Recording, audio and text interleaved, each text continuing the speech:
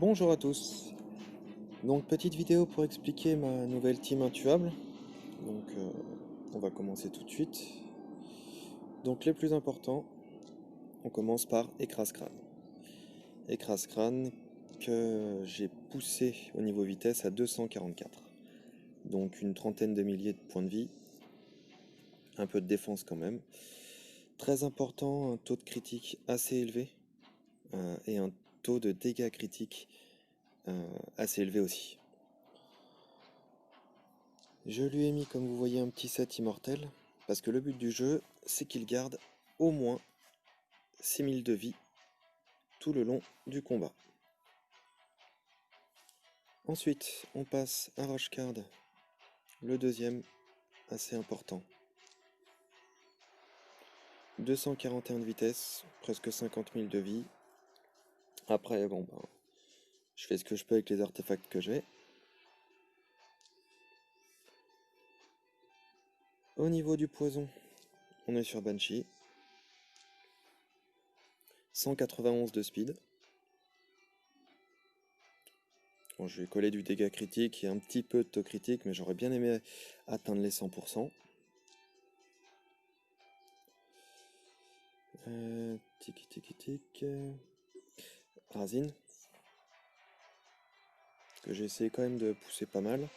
Donc 195 de vitesse pour qu'il pose directement le break def et l'affaiblissement avant que les autres jouent. Après 3000, un peu plus de 3000 de défense, 100% de taux critique et 218% de dégâts critiques. Et après je jongle en fait entre Krilla et Survivante au sable. Survivante au sable prolonge le debuff, enfin non, prolonge le buff, pardon. Donc va me permettre de faire une deuxième contre-attaque sur la deuxième AOE. Et Krilla, elle, me permet d'attaquer avec 3 alliés pris au hasard. Et bien sûr, augmente l'autocritique et l'attaque. Mais Krilla est plus embêtante que Survivante au sable. Je vais vous montrer pourquoi.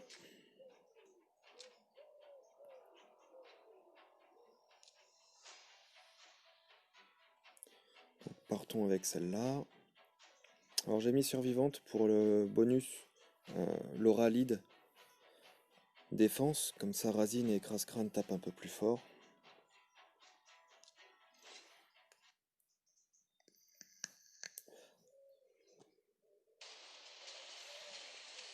L'avantage de cette composition, c'est que je pourrais quasiment lancer en automatique tout de suite.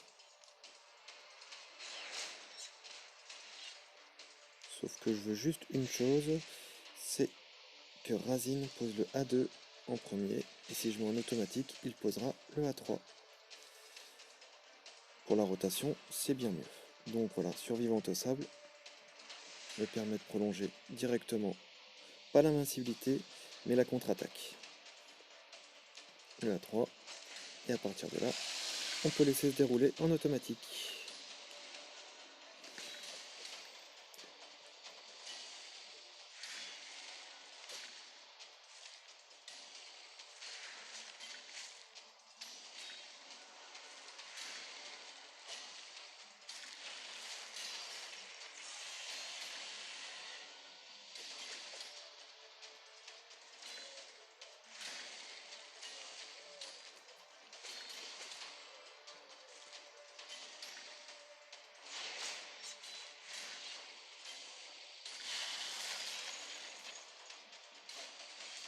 Donc comme vous voyez, on prend bien le stun, mais le plus important pour Écrase-Crâne, c'est que si, si vous lui mettez pas de set immortel ou pas de maîtrise vol de vie, il va rester au minimum de sa vie.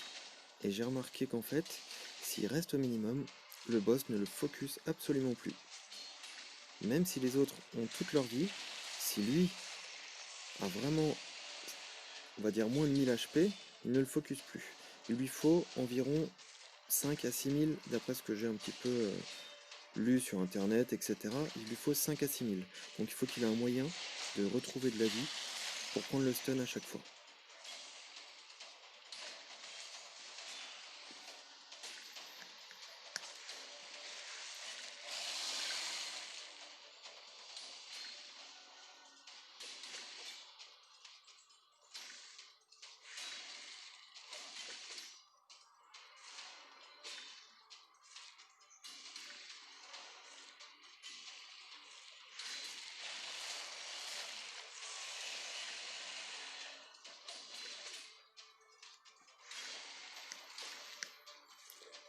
laisse tourner jusqu'au tour 10. Ensuite, je ferai une coupure pour vous montrer avec Krilla.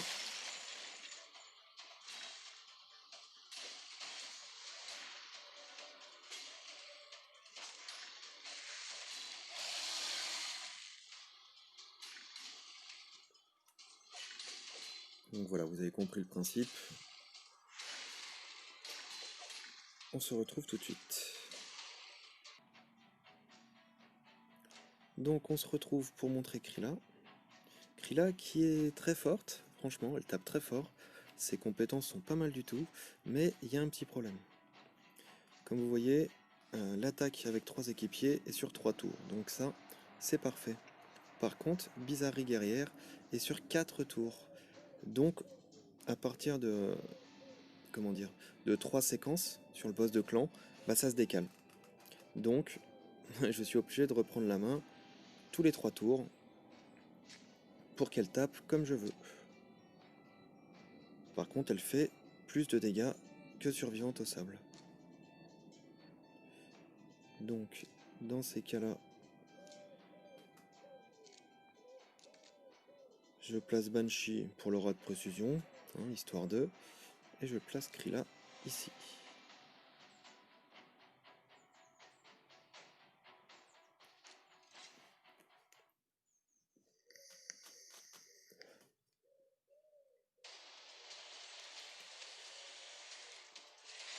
Donc pareil, même séquence exactement.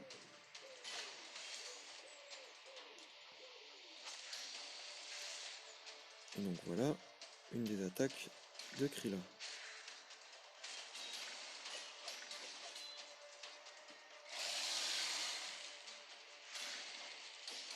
On peut mettre en automatique.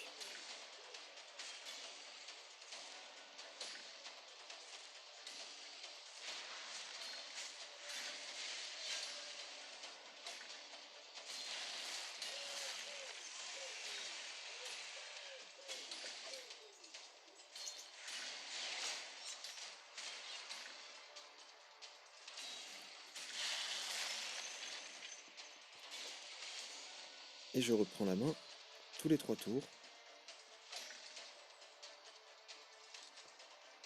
pour être sûr que Krilla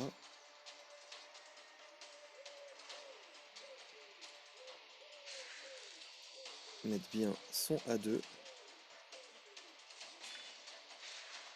au bon moment.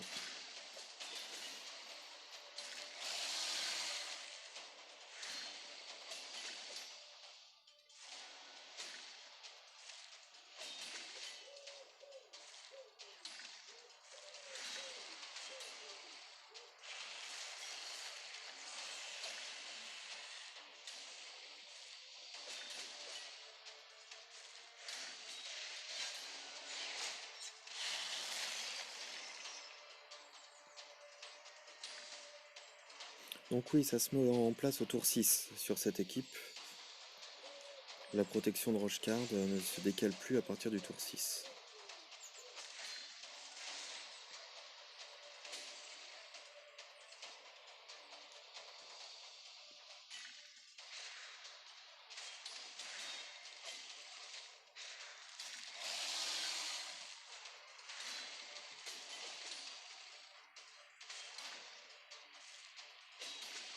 Et comme vous voyez, ça fait quand même beaucoup plus de dégâts, enfin un peu plus de dégâts qu'avec Survivante.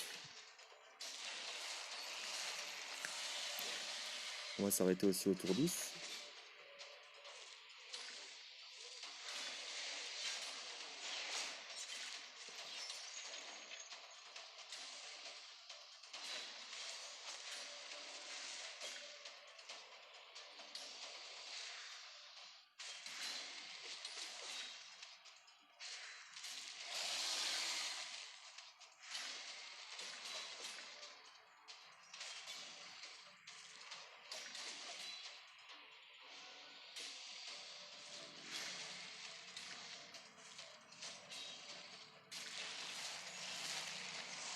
Donc voilà, on se retrouve, parce que je vais pas laisser tout le run, c'est un peu long à regarder.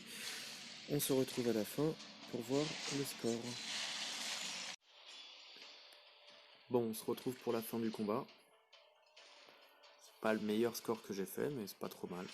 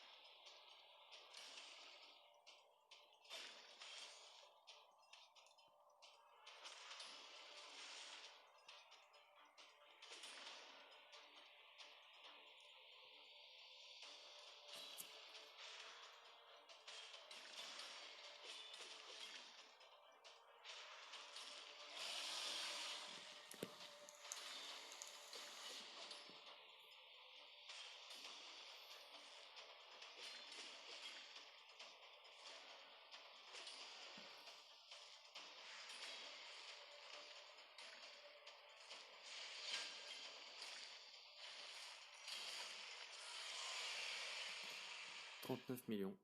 Bon, on n'a pas atteint les 40, mais bon. On est donc reparti pour un nouvel essai, cette fois-ci sur le cauchemar. Donc, on va changer 2-3 trucs. Je vais mettre Banshee en lead. Écrit là. On est parti.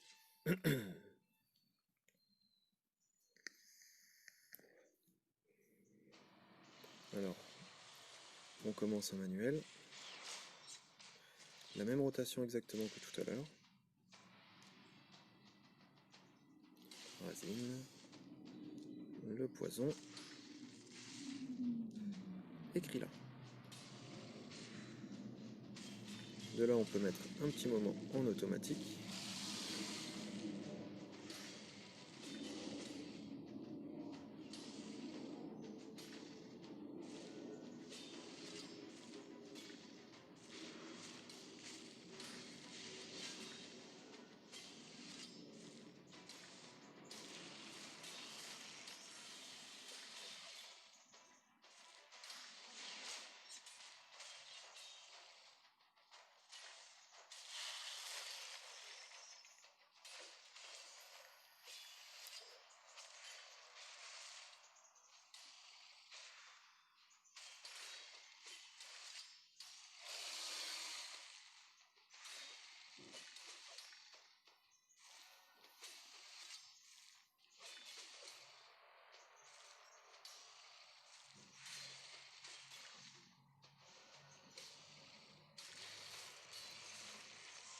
Donc c'est normal de prendre des dégâts au début, c'est pour ça qu'il faut un minimum de vie et de défense.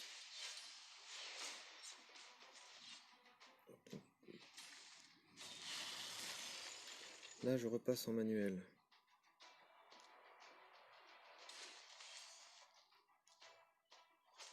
Tour 6.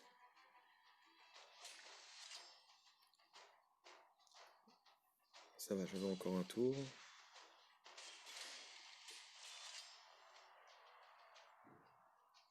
Lui remet son bouclier.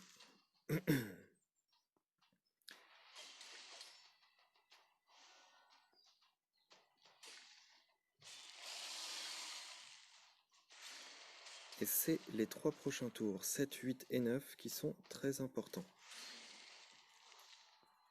Donc là, on peut attaquer normalement, le 7.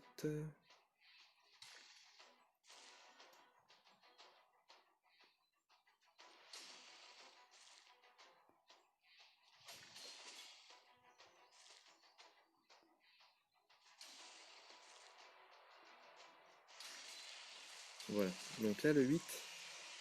Donc déjà comme vous voyez, Krillin, son A2 et son A3 sont au même niveau de cooldown. Donc si vous laissez en automatique, il fera automatiquement le A3. Et c'est pas ce qu'on veut. Mais bref, le plus important, c'est pas ça. C'est ici. Si vous laissez en automatique, Écrase Crâne va mettre la protection directement. Alors qu'au tour 8, il va jouer 2 fois. Donc, on décale toutes les attaques pour garder la rotation. Razine aussi, on décale son attaque. Tout en fait. On met pas la sensibilité. Et par contre là, à la deuxième attaque, on peut lui mettre la protection.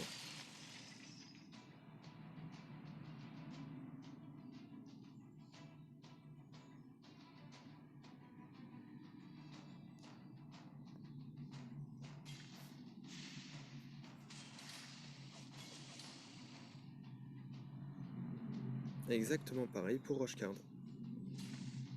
On décale. On peut activer les autres.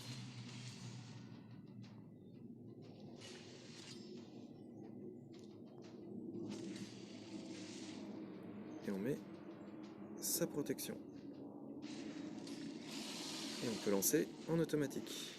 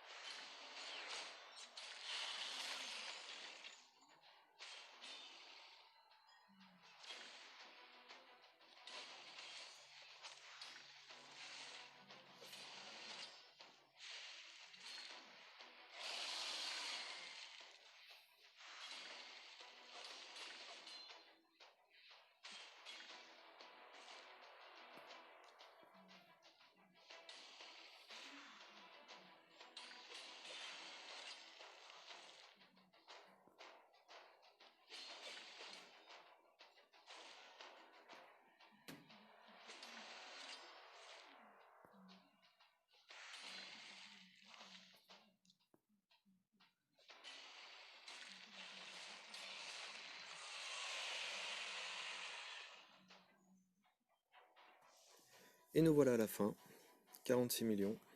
Donc, comme vous pouvez voir, Banshee 19 millions, Razine 9 millions 5, Roche 4,6 millions, Krilla a quand même fait 8 millions, et Écrase-Crâne 4 millions. Voilà pour le cauchemar. Et bonne journée à vous.